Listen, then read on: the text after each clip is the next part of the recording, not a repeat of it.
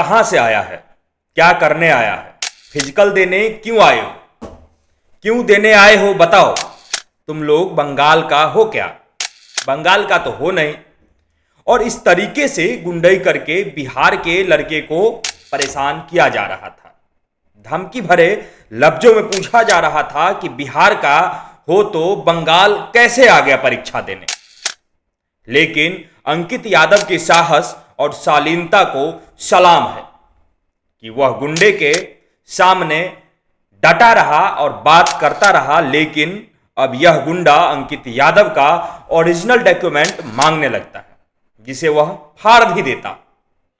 Document नहीं देने पर अंकित यादव के साथ धक्का मुक्की होता है और पेपर देने के लिए बार बार विवश किया जाता है। कहीं पेपर फाड़ न दे, जला न दे, इस डर से अंकित यादव उस गुंडे के पैर पे गिर जाता है और पैर पकड़ लेता है। कहने लगता है, मां कसम, पापा कसम, भैया कसम, हम चले जाएंगे, यहां से चले जाएंगे और अभी चले जाएंगे। यह देखकर आंख नम हो जाता है। जितना बार देखिएगा उतना बार खून उबल जाएगा। लेकिन एक बेबस और लाचार बिहारी कर भी क्या सकता है, जिसके सामने पढ़ाई लिखाई से लेकर बहन की शादी, घर चलाने से लेकर माता पिता के इलाज के मामले में बिहार से बाहर जाना ही पड़ता है। इसलिए कहा जाता है कि कितनी भी दे बुद्धि कौशल मेहनत का प्रमाण, फिर भी बिहारियों को मिलता है भर भर के अपमान। और इस अपमान के लिए सिर्फ नेताओं को दोषी ठहराना उचित नहीं है।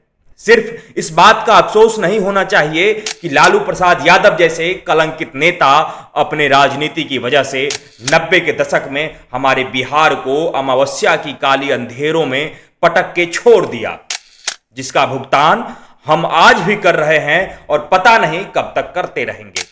अफसोस तो इस बात का है कि लालू प्रसाद यादव के बेटे तेजस्वी यादव इसी राजनीति की राह पे चल पड़े हैं, जिस राजनीति ने बिहार और बिहारी को गाली मात्र बना दिया है। वह जाति जनगणना की बात तो करते हैं, वह यह तो बताते हैं कि बिहार में 14.26% यादव है, लेकिन यादवों के लिए आपने किया ही क्या है, सवाल तो उठता है। अरे 14.26% तो बहुत हो गया, मतलब 1,86,50,119। यह तो बहुत बड़ा आंकड़ा है। आपने अभी सिलीगुड़ी में बिहार के छात्र के साथ जो हुआ, जिस तरीके से उसे धमकाया गया और ना जाने उसे पीटने की कोशिश हुई और एक दो थप्पड़ लगाया भी गया, वो ठीक से कैमरा में दिख नहीं रहा है। उस अंकित यादव के लिए आपने क्या किया? उस अंकित यादव के लिए आपने आवाज उठाया क्या? सवाल तो यह भी बनता है। राजद के प्रवक्ता नेशनल टेलीविजन पर उस गुंडे को डिफेंड करने में लगे हुए हैं।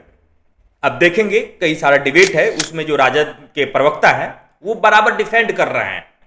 बिहार के जो ये लड़का है उसके साथ जो दुर्व्यवहार हुआ उसको जस्टिफाई करने में लगे हुए हैं। तेजस्वी यादव जी, आप अतीक के एनकाउंटर पर सवाल तो करते हैं, आप अतीक जैसे माफिया को जी लगाकर संबोधन तो करते हैं, लेकिन एक बिहारी यादव समाज का लड़का, जिस यादव पर आप अपना एकाधिकार समझते हैं, उसके लिए आपका प्रेम कहां चला गया?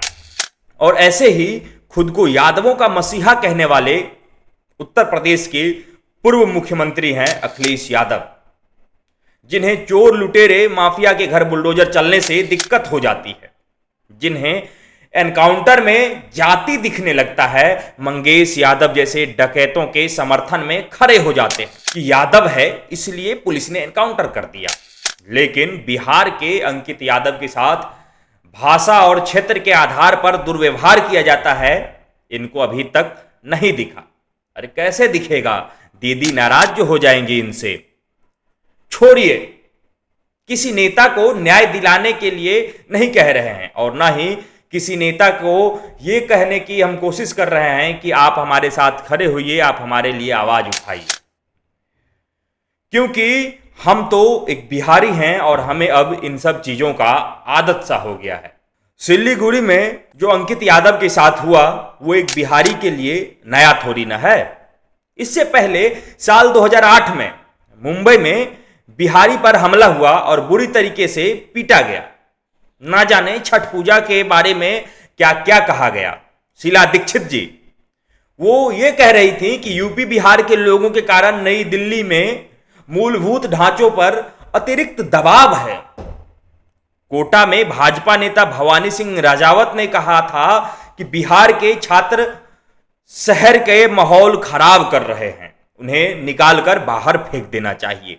तमिलनाडु में बिहार के मजदूरों के साथ क्या हुआ ये किसी से छुपा हुआ भी नहीं है। वहां तो इतना मारा गया जिसमें 2 लोगों का मौत भी हो गया और 50 से ज्यादा लोग घायल हो गए।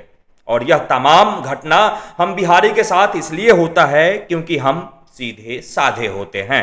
हम बिहार वाले मैथिली भोजपुरी अंगिका बोलते हैं तो हमें अनपढ़ गवार कहा जाता है। अरे हमारा मुंह है, हम जो चाहे बोलेंगे, भोजपुरी हो, मैथिली हो, अवधी हो, अंगिका हो, हम कोई सी भी भाषा बोलेंगे। इससे किसी को जज करने की या फिर ज्ञान देने की जरूरत नहीं है। कई नफरती चिंटू तो हमसे इसलिए नफरत करते हैं कि हम बिहार से हैं। अरे हम वीर कुंवर सिंह, राजेंद्र प्रसाद, लोकनायक जयप्रकाश नारायण जैसों की धरती से आते हैं, तो क्या आप उनसे भी नफरत करते हैं? सोचिएगा जरूर। और इस पूरे संदर्भ में आपने सोचा होगा कि हमने ममता बनर्जी के ऊपर सवाल क्यों नहीं उठाया। हमने उन पे इसलिए सवाल नहीं उठाया क्योंकि ममता बनर्जी एक ऐसी एक नेत्री हैं जिनको लेकर के आप किसी भी मामले में देखेंगे, चाहे वो हिंदू हो या फिर हिंदू में भी किसी वर्ग से क्यों ना आते हो, उनके लिए वो कभी आवाज उठाते हुए नजर नहीं आती। जो लोग राजनीति के जानकार हैं, जो लोग राजनीति में रुचि रखते हैं, उनका मानना है कि ममता बनर्जी अब सिर्फ और सिर्फ एक समाज की राजनीति करती है। हमने इसलिए उनसे नहीं कहा क्योंकि उनसे कोई उम्मीद नहीं है। हमने जिनका नाम लिया वो ऐसे नेता हैं जो इस मामले पे अपनी चुप्पी तोड़ सकते हैं और आवाज उठा सकते हैं। और तमाम कई लोग ये भी कहते हैं कि नरेंद्र मोदी या फिर अमित शाह से ये मांग कर रहे हैं कि पश्चिम बंगाल में जो है वो राष्ट्रपति शासन लागू कर देना चाहिए। और पुलिस ने उन दोनों लड़कों को गिरफ्तार भी कर लिया, जो जितने लोग इसमें इन्वॉल्व थे। लेकिन सिर्फ गिरफ्तार कर लेने से क्या होगा? वो तो खुद को अपने आप को पुलिस वाला बता रहा था। क्या ऐसे लोगों के ऊपर रासुका लगना चाहिए? क्या ऐसे लोगों को लंबे समय तक जेल में कैद रख करके सबक सिखाना चाहिए? ये सब हम आप पे छोड़ते हैं। आप क्या चाहते हैं, आप क्या सोचते हैं, कमेंट बॉक्स में जरूर बताइएगा। तब तक के लिए दीजिए इजाजत। धन्यवाद, नमस्कार।